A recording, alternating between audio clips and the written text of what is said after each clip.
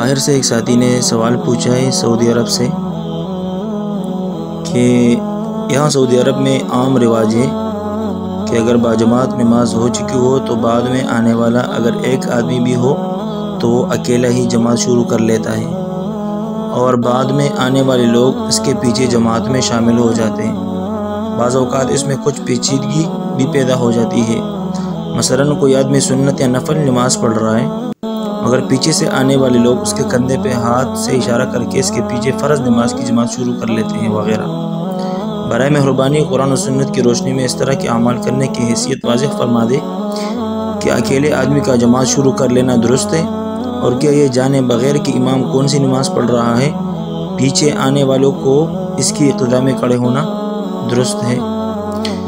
دیکھیں بھائی، اکیلا جماعت کرانا درست نہیں ہے، البتہ اگر وہ نماز پڑھ رہا تھا اور پیچھے کوئی آ کر کھڑا ہو گیا تو اسی وقت جماعت کی نیت کر لینی چاہیے، لیکن شروع سے جماعت کی نیت کرنا ٹھیک نہیں ہے۔ اگر بندہ اکیلا ہو تو وہ امام کے دائیں طرف کھڑا ہو جائے، پھر جب دوسرا شخص آ جائے تو پہلے والا پیچھے ہو جائے تاکہ صف بن جائے، یہ درست ہے۔ یہ بھی ضروری ہے کہ دونوں کی نماز ایک ہو، مثلا ظہر کا وقت ہو تو امام اور مقتدی دونوں ظہر کی نماز پڑھ رہے ہو تو یہ درست ہے، امام فرض پڑھ رہا ہو اور مقتدی نفل تو یہ بھی درست ہے، لیکن صرف نماز ظہر اور نماز عشاء میں، اس لیے کہ عصر کے بعد نفل مکروہ ہے اور مغرب کی 3 رکعتیں ہوتی ہیں، نفل کی 3 رکعتیں جائز نہیں ہیں۔ اگر امام صاحب نفل، سنت یا وتر پڑھ رہے ہوں تو اس کے پیچھے فرض نماز نہیں ہوتی۔